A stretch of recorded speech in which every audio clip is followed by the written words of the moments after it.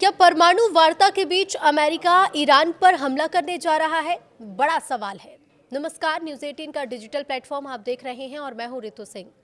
America और Iran ने Oman में फिर से बातचीत शुरू कर दी है।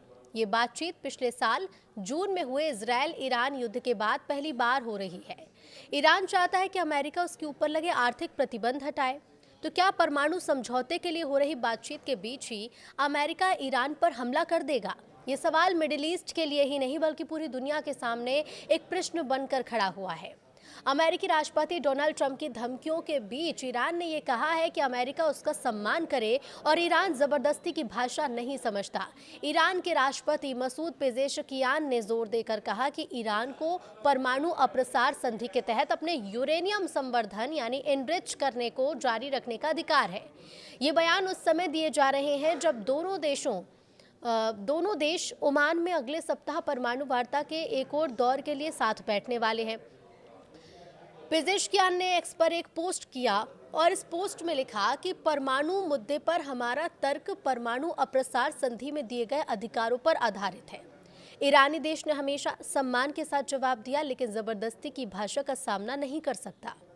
ईरानी राष्ट्रपति ने शुक्रवार को ओमान में हुई अप्रत्यक्ष वार्ता को आगे की ओर बढ़ाया गया कदम बताया और कहा कि उनकी सरकार बातचीत की पक्षधर है। अब ये बयान ऐसे समय में आया जब खाड़ी क्षेत्र में अमेरिका अपनी सेना को तेजी से बढ़ा रहा है।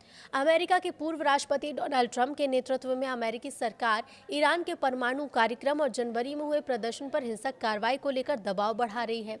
ईरान के विदेश मंत्री अब्बास अराघची ने रविवार को ये माना कि अमेरिका इस क्षेत्र में अपनी सैन्य ताकत बढ़ा रहा है, लेकिन उन्होंने कहा कि अमेरिका की सैन्य मौजूदगी से हम डरते नहीं। बता दें आपको कि जनवरी के अंत में अमेरिका ने अपना aircraft carrier USS Abraham Lincoln अरब सागर में भेजा था। पिछले हफ्ते एक रिपोर्ट छपी थी जिसमें F-15 लड़ाकू विमान, MQ-9 रीपर ड्रोन और A-10C थंडर बोल्ट विमान जॉर्डन के एयरबेस पर पहुंचे हैं। अमेरिका की सैन्य बढ़त के बावजूद ईरान ने यह साफ कह दिया है कि वो यूरेनियम संवर्धन कभी भी नहीं छोड़ेगा। ईरान का ये कहना है कि वो अमेरिका की युद्ध धमकियों से नहीं डरेगा। अमेरिका ने पहले ईरान में सरकार विरोधी प्रदर्शन पर सख्त कार्रवाई को लेकर हस्तक्षेप की धमकी दी थी और इसी बीच ईरान ने कुछ सुधारवादी नेताओं को गिरफ्तार किया और नोबेल पुरस्कार विजेता नरगिस मोहम्मदी को एक और सजा दी। अराघची ने तेहरान में कहा कि ईरान को अमेरिका पर ज्यादा भरोसा नहीं और उसे शक है कि अमेरिका बातचीत को गंभीरता से ले रहा है। उन्होंने ये भी कहा है कि ईरान इस मुद्दे पर चीन और रूस से सलाह कर रहा है। उन्होंने कहा कि हम यूरेनियम संवर्धन क्यों नहीं छोड़ते, चाहे हम युद्ध ही क्यों ना थोपा जाए, क्योंकि कोई भी हमें ये नहीं बता सकता कि हमें आखिर करना क्या है। तो शुक्रवार को अमेरिका और ईरान ने ओमान में फिर से बातचीत शुरू की। ये बातचीत पिछले साल जून में हुए इजरायल ईरान युद्ध के बाद पहली बार हुई।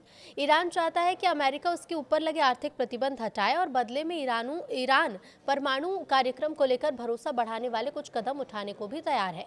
पश्चिमी देश और इजरायल का कहना है कि ईरान परमाणु बम बनाना चाहता है, लेकिन ईरान इससे इनकार करता है। अराघची ने कहा कि वो हमारे परमाणु बम से डरते हैं, जबकि हम परमाणु बम नहीं चाहते। हमारा असली हथियार बड़ी ताकतों को ना कहने की ताकत है।